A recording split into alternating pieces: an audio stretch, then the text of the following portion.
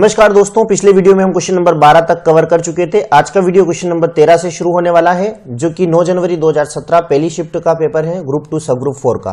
तो चलिए शुरू करते हैं। क्या था पहला प्रश्न? एक नई गाड़ी को उसके डिजाइन के लिए पुरस्कार मिलने की प्रायिकता पुरस्कार न मिलने की प्रायिकता से 3 गुनी है, अतः पुरस्कार मिलने की प्रायिकता कितनी है? तो यहाँ पर ध्यान देना, हमारे पास यदि गाड़ी को पुरस्कार मिल रहे हैं तो मिलने की प्रायिकता कितनी है और नहीं मिलने की प्रायिकता कितनी है। दोनों चीजें आपको पता होना चाहिए, क्योंकि उन्होंने बोल दिया था कि पुरस्कार मिलने की प्रायिकता नहीं मिलने से 3 गुनी है। तो आप मान लो कि पुरस्कार नहीं मिल रहा है, वो कंडीशन कितनी होगी? 1। तो मिलने की प्रायिकता कितनी हो जाएगी? 3 गुनी है, इसका मतलब 3x हो जाएगी। अतः पुरस्कार मिलने की प्रायिकता कितनी होगी? तो पुरस्कार मिलने, आपको टोटल प्रायिकता निकालना है पुरस्कार मिलने के लिए। तो प्रायिकता बराबर क्या होता है? टोटल केस कितने हैं वो बटे में, और फेवरेबल केस कितने हैं वो ऊपर। तो पुरस्कार मिलने के लिए पूछा गया था, मतलब आपके फेवर में कितने आ रहे हैं? 3x, और बटे में टोटल मिलना प्लस नहीं मिलना बराबर कितने आ जाएगा? 4x। तो कुल मिलाकर के कटने के बाद आंसर कितना आएगा आपका?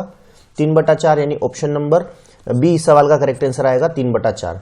चलते हैं क्वेश्चन नंबर 14 की ओर। क्वेश्चन नंबर 14 में आपको ए और बी यदि समानता, ये जो दिया हुआ इक्वेशन है परिमेय संख्या है, तब आपको ए और बी के मान फाइंड करना थे। यहाँ पर देखो, आपको जो मान दे रखा था वो √2 + 1 बटे √2 - 1 बराबर, इसकी वैल्यू किसके बराबर है? तो a + b √2 के बराबर है। तो सबसे पहला काम हमारा ये रहेगा कि हम इधर वाले का हर का परिमेयकरण कर लेते हैं, क्योंकि बटे में दिया हुआ है, यहाँ पर √2 अकेला होना चाहिए। हर का परिमेयकरण करने के लिए आप किसका गुणा करोगे? ऊपर √2 + 1 का ऊपर कर देंगे, √2 + 1 का नीचे कर देंगे। यहाँ पर आप देख सकते हो कि a + b × a + b वाला फॉर्मूला, यानी a + b का होल स्क्वायर। इससे हम लिख सकते हैं कि a² + b² + 2ab, मतलब a² की जगह √2, और इसको आप सोल्व करोगे तो ये वाला आ जाएगा। बटे के नीचे आप देखोगे a - b × a + b, यानी a² - b²। a² करेंगे तो कितना आ जाएगा? √2 का स्क्वायर केवल 2 - b², मतलब कुछ भी नहीं बचा हुआ है। यहाँ पर यदि 2 और 1 को जोड़ोगे तो कितना आएगा? 3 + 2 √2, बाकी बटे में 1 है, कोई काम का नहीं है। और ये जो है वो किसके बराबर है? ये 3 + 2 √2, इसकी वैल्यू बराबर है किसके? a + b √2 के बराबर है। इसका मतलब यहाँ से हम देख सकते हैं कि a का मान कितना मिल रहा है? a का मान मिल रहा है 3, और b का मान कितना? क्योंकि √2 तो एक जगह आ रहा है, दोनों एक जगह आ रहे हैं, तो b का मान कितना आ जाएगा? b का मान आएगा केवल 2। तो 3 और 2 इस सवाल का करेक्ट आंसर आएगा option number C. Question number 15, इसमें आपको एक बक्से में 25 पैसे और 50 पैसे के सिक्के दिए हुए हैं, जिनकी टोटल वैल्यू 10 रुपए है और सिक्कों की संख्या टोटल 30 है। तब आपको पता करना है कि 25 पैसे के सिक्के हैं कितने।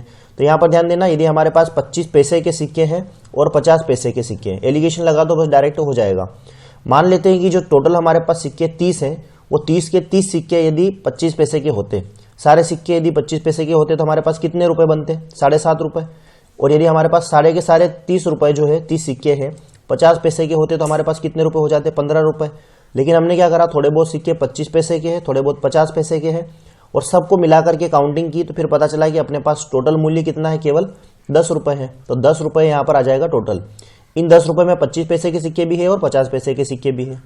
इन दोनों का यदि हम अंतर लेंगे तो कितना आ जाएगा? 2.5। इन दोनों का अंतर लेंगे तो कितना आ जाएगा? केवल 5। रेशो निकालोगे यहाँ से कितना आएगा? ये 1 आएगा, और ये कितना आ जाएगा? 2, यानी 2:1। इसका मतलब 2 यूनिट पैसा आपके पास कितना है? 25 पैसे का, और 1 यूनिट कितना है? 50 पैसे का। आपसे पूछ रहा है कि 25 पैसे के सिक्कों की संख्या निकालिए। टोटल संख्या कितनी हो रही है हमारे हिसाब से? 2 और 1 3 यूनिट, और हमारे हिसाब से 3 यूनिट है, लेकिन प्रश्न में कितना बता रखा है? 30। इसका मतलब 1 यूनिट का मान कितना आ रहा है? 10। यदि 1 यूनिट का मान 10 है तो 25 पैसे के सिक्के कितने थे? 2 यूनिट, और 2 यूनिट का मान कितना आ जाएगा? 20। तो करेक्ट आंसर क्या आएगा? ऑप्शन नंबर बी, 20 सिक्के होंगे 25 पैसे के। तो बाकी बचे हुए, जैसे माना कि 50 पैसे का पूछता तो हम 10 यूनिट का मान, 1 यूनिट का मान निकाल लेते हैं। इसी प्रकार आप सोल्व कर सकते हो। चलते हैं क्वेश्चन नंबर 16 की ओर। क्वेश्चन नंबर 16 में आपको दिया हुआ था कि 4 पासे एक साथ फेंके गए हैं, सभी पासों पर समान संख्या आने की प्रोबेबिलिटी निकालनी क्या होगी? तो यहाँ पर प्रायिकता बराबर क्या होता है? अनुकूल परिस्थितियां बटे कुल परिस्थितियां। तो एक पासे पे कितने फलक होते हैं? 6, और टोटल हमने कितने पासे फेंके? 4, मतलब ये तो हो जाएगी आपकी कुल परिस्थितियां। और हमें देखना क्या था कि टोटल आपके सारे के सारे पासे जो है उन पर एक जैसा नंबर आए। एक जैसा नंबर आने का मतलब सारे पर यदि 1-1 आ रहा है तो सब पे 1-1 आए, 2-2 आ रहा है तो 2-2 आए। तो आप ऐसी स्थितियां कितनी हो सकती है? टोटल 6, क्योंकि 1 से 6 तक ही नंबर होते हैं हमारे पास।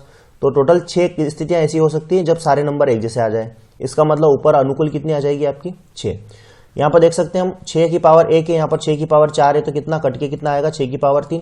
यहाँ से हम बोल सकते हैं 1/6 का क्यूब कितना होता है? 1/216, यानी ऑप्शन नंबर सी इस सवाल का करेक्ट आंसर आएगा 1/216। चलते हैं क्वेश्चन नंबर 17 की ओर। माताजी अपने पुत्र से 15 वर्ष बड़ी हैं, यानी यहाँ पर मदर और सन दोनों की बात हो रही है। मान लेते हैं कि पुत्र की एज कितनी है, x है, तो माताजी की कितनी आ जाएगी, x से 15 साल बड़ी है। 4 साल के बाद माता और पुत्र की एज का गुणनफल दिया हुआ है, 4 साल बाद निकालना है, तो 4 साल बाद दोनों बड़े हो गए, तो पुत्र की एज कितनी आ जाएगी, x + 4, माताजी की एज कितनी आ जाएगी, x + 4 साल बड़े हैं मतलब 19, और 4 साल बाद यदि हम इन दोनों का गुणा कर दें तो ये जो गुणनफल आएगा वो किसके बराबर आएगा, 450 के। हल कर लेते हैं, यहाँ से आप देखोगे x² प्लस 19 और 4 23x, और प्लस इन दोनों का यदि गुणा करेंगे तो 19 दूना 38 कितना आ जाएगा 76, और उधर से माइनस ये प्लस वाली वैल्यू इधर आएगी तो माइनस का 450 बराबर कितना चल रहा है 0, क्योंकि यहाँ से हमें निकालना किसका था, केवल माताजी का। तो माताजी का निकालने के लिए पहले x की वैल्यू निकालना पड़ेगी, उसी के बाद हम माताजी का मान, ओरिजिनल मान निकाल पाएंगे। अब यहाँ से आप देख सकते हो कि ये x² की जगह x² प्लस 23x की जगह 23x, यहाँ से टोटल 450 में से 76 माइनस करना है, तो 450 में से यदि हम 76 को माइनस करेंगे तो कितना मिलेगा 374, तो 374 बराबर कितना चल रहा है आपका 0। ये हम हल करेंगे तो यहाँ पर आपके टुकड़े बनेंगे 34 और 11, तो यहाँ से x² प्लस इसको हम लिख सकते हैं 34x माइनस 11x प्लस 374 बराबर 0।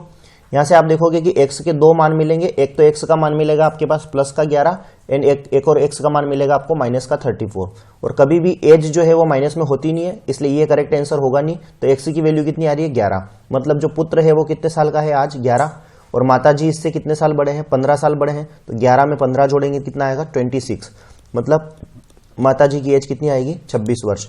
ऑप्शन नंबर बी सवाल का करेक्ट आंसर आएगा 26 वर्ष। क्वेश्चन नंबर 18, इसमें आपको दिया हुआ था कि 100 छात्रों ने जो अंक प्राप्त किए हैं उन छात्रों की संख्या भी हमारे पास दे रखी है, और उन्होंने अंक की जो गैपिंग दे रखी है किससे किसके बीच में है वो भी हमारे पास दिया हुआ है। तब आपको एक छात्र को चुनाव करना था, और उस छात्र को जब आप सिलेक्ट कर रहे हो तो वो 31 से 40 के बीच में उसके नंबर रहे, इसकी संभावना कितनी है ये आपको पता लगाना है। तो प्रायिकता निकालने के लिए हम देखते हैं कि पहले अनुकूल कितने हैं और उसके बाद कुल कितने हैं। तो कुल तो हमारे पास 100 विद्यार्थी थे, और अनुकूल कितने आएंगे, तो आपको सभी को नहीं चुनना था, हमें चुनना था 31 से 40 के बीच कितने लोग हैं, तो 31 से 40 के बीच तो 30 छात्र हैं, तो 30 में से ही कोई एक होगा, दोनों कट जाएंगे तो आंसर कितना आएगा 3/10, यानी ऑप्शन नंबर ए इस सवाल का करेक्ट आंसर हो जाएगा। चलते हैं क्वेश्चन नंबर 19 की ओर। क्वेश्चन नंबर 19 में आपको दिया हुआ था एक ट्राइंगल एबीसी में AB परपेंडिकुलर है AC के ऊपर, मतलब ये जो AB साइड है ये परपेंडिकुलर किसके है, AC के ऊपर है। इसका मतलब यहाँ पर ये जो एंगल बन रहा है ये कितने डिग्री का बनेगा 90 डिग्री का, ठीक है। और अगली बार दिया हुआ था कि ट्राइंगल DEF में, ट्राइंगल DEF ये वाला DEF, इसमें DE जो है वो परपेंडिकुलर है EF के ऊपर, DE जो है वो परपेंडिकुलर है EF के ऊपर, मतलब ये वाला भी क्या होगा 90 डिग्री। यदि ये 90 डिग्री है इसका मतलब ये दोनों 90 डिग्री है, ये भी 90 डिग्री है और ये भी 90 डिग्री है, आमने सामने ये दोनों 90 डिग्री दिख रहा है। इसका मतलब ये जो साइड है इसको यदि आप आगे बढ़ाओगे और ये जो साइड है इसको यदि आप आगे बढ़ाओगे, दोनों ही साइड यदि हम आगे बढ़ा देते हैं, जैसे यहाँ पर वापस बना देते हैं, इस वाली साइड को यदि आपने आगे बढ़ा दिया और इस वाली साइड को भी आपने आगे बढ़ा दिया तो ये दोनों पैरेलल होगी। क्यों होगी, क्योंकि ये भी एंगल 90 डिग्री का पहले से बता दिया है और ये भी एंगल 90 डिग्री का बता रखा है, ठीक है। आगे उन्होंने बोल रखा है कि AB और EF दोनों पैरेलल है, ये AB वाली साइड ये वाली और EF मतलब ये वाली, ये दोनों भी समानांतर है। तो ये दोनों समांतर है, इसका मतलब ये वाला एंगल भी कितने का बन गया 90 डिग्री का, और ये वाला एंगल भी कितने डिग्री का बन गया 90 डिग्री का। तो यहां से आप देख सकते हो कि इसका नाम जो भी है ए से लेकर के मान लेते हैं कि ये आपका EFG मान लेते हैं, और इसको हम मान लेते हैं H मान लेते हैं। तो AGEH ये जो आपका दिख रहा है ये आयत बन जाएगा, ठीक है। आगे बोल रखा है कि BD जो है वो बराबर है CF के, B से लेकर के D तक ये वाला बराबर है किसके, CF ये वाला इसके बराबर है, ठीक है। और आपसे पूछा है कि AB अनुपात EF कितना होगा। देखिए यदि ये बराबर है और ये भी बराबर है, इसका मतलब ये चीज तो समझ में आ रही थी कि ये दोनों भी बराबर होगा, AB और EF ये भी बराबर होंगे, AB और EF तो बराबर दे ही रखा था, ठीक है। और ये वाला ऑलरेडी एक आयत बन चुका है, आयत बन चुका है मतलब यहां से लेकर के यहां तक ये वाली साइड और यहां से लेकर के ये तक ये वाली साइड भी बराबर हो गई है। यदि ये दोनों साइडें बराबर है, ये टोटल ये वाली साइड और ये वाली साइड भी बराबर है, और हमें पता लगाना था कि AB और EF का मान कितना होगा, AB और EF, AB से लेकर EF तक ये वाली, जब ये वाली चीजें बराबर है ये वाली भी बराबर है, इसका मतलब ये जो ये दोनों भी बराबर है तो ये वाला भी क्या होगा बराबर होगा। इसका मतलब हम बोल सकते हैं कि ये वाला एरिया और ये वाला एरिया दोनों बराबर है, मतलब थोड़ा सा लंबाई इसकी बराबर है, तो यहां से यहां तक की जितनी लेंथ होगी उतनी लेंथ यहां तक होगी, बराबर होगी। तो इस प्रकार आप देख सकते हो कि AB का मान और EF का मान दोनों इक्वल होने के कारण रेशियो कितना आएगा 1:1, यानी ऑप्शन नंबर बी सवाल का करेक्ट आंसर होगा। चलते हैं क्वेश्चन नंबर 20वें की ओर।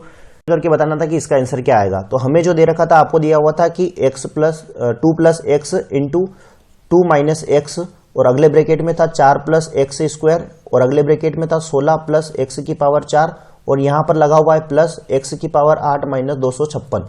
यदि आप इन दोनों को देखोगे, इन दोनों के लिए क्या हो सकता है, a plus B into A minus B, क्योंकि एक बार प्लस में एक बार माइनस में, तो इनको हटा करके हम लिख सकते हैं ए स्क्वायर माइनस बी स्क्वायर। ए स्क्वायर मतलब कितना आ जाएगा 4, माइनस बी स्क्वायर मतलब कितना आ जाएगा एक्स स्क्वायर। ठीक है, इसका काम हो चुका है, इसको अब नहीं देखना। बाकी अब इन दोनों को देखो, ये वाला और ये वाला, यहाँ पर भी हम देख सकते हैं कि एक बार तो माइनस में है और एक बार प्लस में है, तो इसके लिए भी ए स्क्वायर माइनस बी स्क्वायर बन जाएगा। तो ए स्क्वायर कितना है 4 चौक 16, माइनस बी स्क्वायर कितना है, तो बी स्क्वायर के लिए कितना आ जाएगा एक्स की पावर 4। ठीक है, ये दोनों भी निपट गए। उसके बाद अगला जो बच रहा है इन दोनों के लिए भी वही चीज होगी, ए स्क्वायर माइनस बी स्क्वायर। ए स्क्वायर कितना आ जाएगा 256, माइनस की जगह माइनस, बी स्क्वायर कितना आ जाएगा एक्स की पावर 8, ये हो जाएगा एक्स की पावर 8।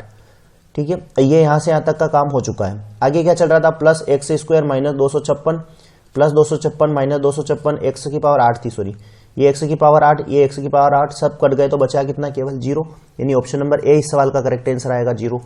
ठीक है, चलते हैं क्वेश्चन नंबर 21 की ओर। क्वेश्चन नंबर 21, इसमें आपको दिया हुआ था कि इसका मान आपके पास कोट थीटा का मान है, तो आपको इसकी वैल्यू फाइंड करना थी कि इसका मान कितना होने वाला है क्वेश्चन नंबर 21 में। अब यहाँ पर देखना, जो चीज हमारे पास दी हुई है, इन वापस इसको लिखेंगे नहीं, आप क्वालिटी सुधार लेना। यहाँ हमारे पास कोट थीटा की वैल्यू दी हुई है और आपको इसका मान निकालना है, जबकि यहाँ तो कहीं कोट थीटा दिख नहीं रहा है। इसका मतलब हम यहाँ पर कोट थीटा बना सकते हैं। कैसे बनाएंगे, हम यहाँ से साइन को कॉमन ले लेंगे। तो ऊपर से जब आपने यहाँ पर साइन थीटा को कॉमन लिया, तो अंदर बचेगा कौन, केवल एक्स प्लस साइन थीटा तो चला गया था यहाँ से बाहर, और y की जगह y, कोस में से साइन को निकाल रहे हैं, मतलब बचेगा कितना, केवल इंटू, यहाँ पर बचेगा कितना, कोस के बटे में साइन आएगा, और कोस थीटा बटे साइन थीटा मतलब कितना बचेगा, केवल कोट थीटा। ठीक है, और बटे में देखना, बटे में क्या कर सकते हैं, यहाँ से भी साइन कॉमन लेंगे क्योंकि कोट बनाना है, तो यहाँ से भी हमने क्या कॉमन लिया, साइन थीटा। जैसे ही साइन थीटा को कॉमन लिया, यहाँ पर बचेगा सिर्फ x इंटू, साइन को कॉमन ले रहे हैं मतलब साइन यहाँ बटे में जाएगा, तो यहाँ पर कितना बन जाएगा, ऑटोमेटिक कोट थीटा, क्योंकि कोस बटा साइन कोट होता है। प्लस की जगह प्लस, साइन को हमने कॉमन ले लिया, मतलब कितना बचेगा, केवल y। बस जो नंबर कटने जैसे हैं, जिनका मान है वो मान रख दो, साइन थीटा से साइन थीटा कट जाएगा। अब यहाँ पर हमें वैल्यू रखना है किसकी, जो मान हमारे पास है उसका मान रख दो, x प्लस वाई की जगह y, कोट थीटा का मान कितना था, x बटे वाई। ठीक है, यहाँ पर x इंटू कोट थीटा का मान कितना है, x बटे वाई, और प्लस कितना चल रहा था, y चल रहा था। यहाँ से देखना y और y आपस में कट जाएंगे, ऊपर कितना बचेगा, केवल 2x बटे, यहाँ पर हम देख सकते हैं, यहाँ पर यदि हम हल करेंगे तो कितना मिलेगा आपको, एक्स स्क्वायर लिख देते हैं एक और बार, एक्स स्क्वायर बटे वाई प्लस वाई। ऊपर इधर इसको सोल्व करने वाले हैं, तो ऊपर तो रहेगा आपका 2x, इसको हम कुछ भी नहीं कर रहे हैं, बटे में इन दोनों का एलसीएम लेके जोड़ेंगे तो ये वाई स्क्वायर बनेगा, Y square plus X square. इसका मतलब यहाँ पर कितना आएगा, X square plus Y square, और बटे में कितना चल रहा है, एलसीएम कितना आ रहा है, वाई, और सबसे नीचे वाला सबसे ऊपर जाता है, इस वजह से यहाँ पर कितना आ जाएगा, 2xy बटे X square plus Y square, यानी ऑप्शन नंबर ए इस सवाल का करेक्ट आंसर आएगा, 2xy बटे X square plus Y square. चलते हैं अगले प्रश्न की ओर, क्वेश्चन नंबर 22वां। क्वेश्चन नंबर 22, तो क्वेश्चन नंबर 22 में आपको दे रखा था, यदि एक शंकु की ऊंचाई उसकी त्रिज्या से 3 गुनी है, तब उसकी तिरछी ऊंचाई कितनी होगी। मतलब हमारे पास शंकु की ऊंचाई दे रखी है, मतलब h का मान आपके पास दिया हुआ है। h का मान कहां से आएगा, तो h का मान है उसकी रेडियस से 3 गुना। देखो ऑप्शन में हर जगह ये x है, r है, हर जगह r है, इसका मतलब हम इसकी रेडियस को कितना मान लें, r है, तो रेडियस से 3 गुनी तो क्या हो गई ऊंचाई, इसका मतलब 3r क्या हो जाएगी, इसकी हाइट हो जाएगी ये वाली। तब आपको निकालना है कि इसकी तिरछी ऊंचाई कितनी होगी, तिरछी ऊंचाई मतलब l का मान निकालना है। तो l बराबर कितना होता है, अंडर रूट में r का स्क्वायर प्लस h का स्क्वायर, दोनों ही मान हमारे पास है। r मतलब रेडियस का स्क्वायर कर दो, तो रेडियस का स्क्वायर तो रेडियस का स्क्वायर ही रहेगा, प्लस h मतलब हाइट का स्क्वायर कर दो, तो कितना आ जाएगा 3r स्क्वायर। दोनों के लिए हम जोड़ेंगे, अंडर रूट के अंदर कितना आ जाएगा 10r स्क्वायर, और r तो बाहर आ रहा है लेकिन रूट 10 नहीं आ रहा है, तो रूट 10 इंटू r इस सवाल का करेक्ट आंसर आएगा। ऑप्शन नंबर बी इस सवाल का करेक्ट आंसर होगा। चलते हैं क्वेश्चन नंबर 23 की ओर। ये कैंसिल हो चुका है, देखो कैंसिल कैसे हुआ होगा। एक समानांतर चतुर्भुज है हमारे पास, जिसमें समानांतर चतुर्भुज का नाम क्या दे रखा है इन लोगों ने, ABCD। तो ये वाला हमारे पास हम मान लेते हैं कि ये हमारे पास समांतर चतुर्भुज है ABCD, A B C और D। उसके बाद यहाँ पर जिसमें E जो है वो DC का मध्य बिंदु है, DC का मध्य बिंदु मतलब सेंटर पॉइंट यहाँ पर कौन सा आ जाएगा, E आ जाएगा, ठीक है। उसके बाद और GAC पर एक बिंदु है, AC पर, A से लेकर के C तक मतलब एक डायगोनल भी बनाना पड़ेगा, ठीक है। और इसके यहाँ पर जी एक बिंदु है, कहाँ है, मध्य है, नहीं है, कुछ भी नहीं बोल रखा, हम मान लेते कि यहाँ पर कोई बिंदु होगा जी। उसके बाद ई जी को बढ़ाया जाता है, ई से लेकर के जी तक बढ़ा रहे हो आप, तो ये कहाँ बढ़ाना है, कुछ बोला नहीं। ई जी को जब बढ़ाया जाता है तो वो बीसी, अब बीसी पर कहाँ से मिल रहा है, यदि बढ़ा रहे हो तो इधर मिलेगा या इधर मिलेगा, बीसी पर तो आना नहीं चाहिए, इस वजह से यहाँ पर इसका डायग्राम परफेक्ट नहीं बनेगा, तो ये प्रश्न आपका व्यापम ने कैंसिल कर दिया था। चलते हैं अगले प्रश्न की ओर, क्वेश्चन नंबर 24। यहाँ पर दिया हुआ था कि 12 सेंटीमीटर साइड वाले घन के निर्माण के लिए 4 सेंटीमीटर साइड वाले कितने घन की आवश्यकता होगी। तो यहाँ पर आपको संख्या निकालना है, और संख्या जब भी निकालना हो तो हम क्या करते हैं, जो बड़ा वाला वॉल्यूम है वो हम हमेशा ऊपर लिख देंगे, और जो छोटा वाला वॉल्यूम है वो हम हमेशा नीचे रख देंगे। तो बड़ा भी हमारे पास क्या है, 12 सेंटीमीटर वाला घन बना रहे हो आप, मतलब ये तो बड़ा होगा, तो घन का वॉल्यूम कितना होता है, a का क्यूब मतलब 12 का क्यूब, और बटे में छोटे वाले क्या है हमारे पास, ये भी तो घन ही है, तो घन है तो इसका क्यूब हो जाएगा, तो यहाँ पर कितना आ जाएगा, 4 का क्यूब। यहाँ पर यदि हम काटेंगे 4 से कितनी बार कटेगा, 4 तिया 12, मतलब 3 इंटू 3 इंटू 3, तो करेक्ट आंसर कितना आएगा 27, यानी ऑप्शन नंबर सी इस सवाल का करेक्ट आंसर आएगा 27। ये इस प्रकार के सवाल किसी भी प्रकार से आए, चाहे 2D में या 3D में, जब भी आपको संख्या निकालना है तो बड़ा वाला वॉल्यूम बटे छोटा वाला वॉल्यूम, बड़ा वाला क्षेत्रफल बटे छोटा वाला क्षेत्रफल, और बाकी इनको सोल्व कर लेना, आपका करेक्ट आंसर आ जाएगा।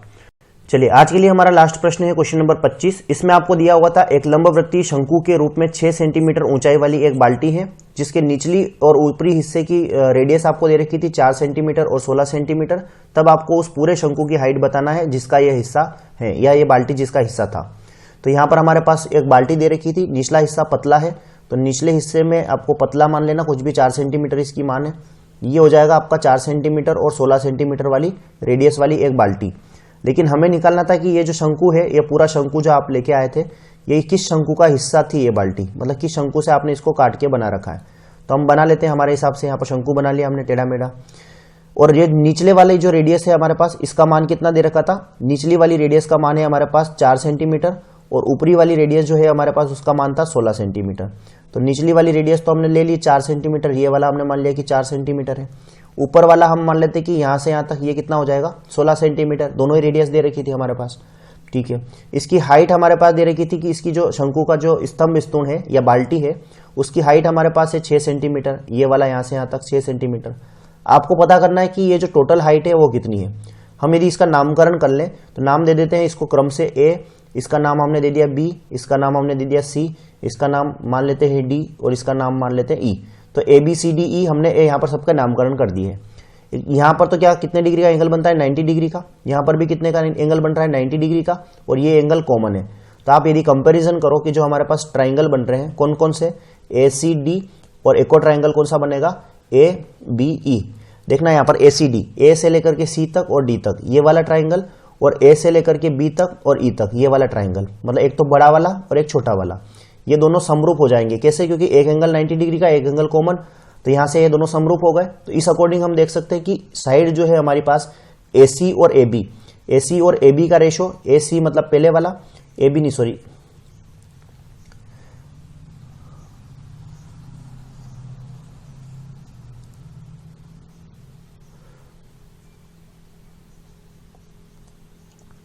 तो इस हिसाब से हम देख सकते हैं कि इनकी साइड का रेशो यानी AC का रेशो, और AC का रेशो किसके साथ होगा, AB के रेशो के साथ। AC का रेशो और AB का रेशो किसके बराबर आ जाएगा, वो आ जाएगा CD का रेशो मतलब सेकेंड नंबर, और यहाँ पर BE का रेशो मतलब ये भी सेकेंड नंबर।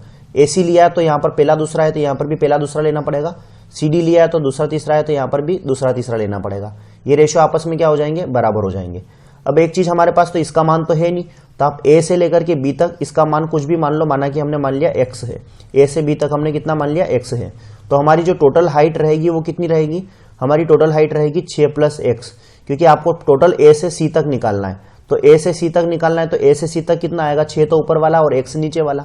हम जो मान हमारे पास है वो हम रख देते हैं। A से C तक का मान हमारे पास है, A से C तक का मान कितना था 6 + x, बटे A से B तक का मान भी हमारे पास है, A से B तक का मान कितना है, केवल x बराबर। CD का मान कितना है, CD का मान है 16, और BE का मान कितना है, BE का मान है 4। काटेंगे तो ये कितनी बार कटेगा, 4 बार, यानी 6 + x बराबर कितना आ जाएगा, केवल 4x। तो कुल मिलाकर के 3x की वैल्यू किसके बराबर रहेगी, 6 के बराबर। तो x बराबर कितना मिलेगा, 2। यदि x बराबर 2 है मतलब निचला वाला हिस्सा 2 है, तो आपकी टोटल हाइट कितनी आ जाएगी, 6 + 2 यानी 8 सेंटीमीटर। तो करेक्ट आंसर क्या रहेगा, ऑप्शन नंबर C इस सवाल का करेक्ट आंसर होगा। तो आई होप आपको इस वीडियो में सारे प्रश्न समझ में आए होंगे। तो आप बने रहे, अगले वीडियो में हम रीजनिंग वाला सेक्शन लेके आएंगे, फिर उसके बाद मैथ्स के बचे हुए सारे पेपर हम सोल्व करेंगे। तो वीडियो पसंद आया हो तो लाइक, शेयर और सब्सक्राइब जरूर करें।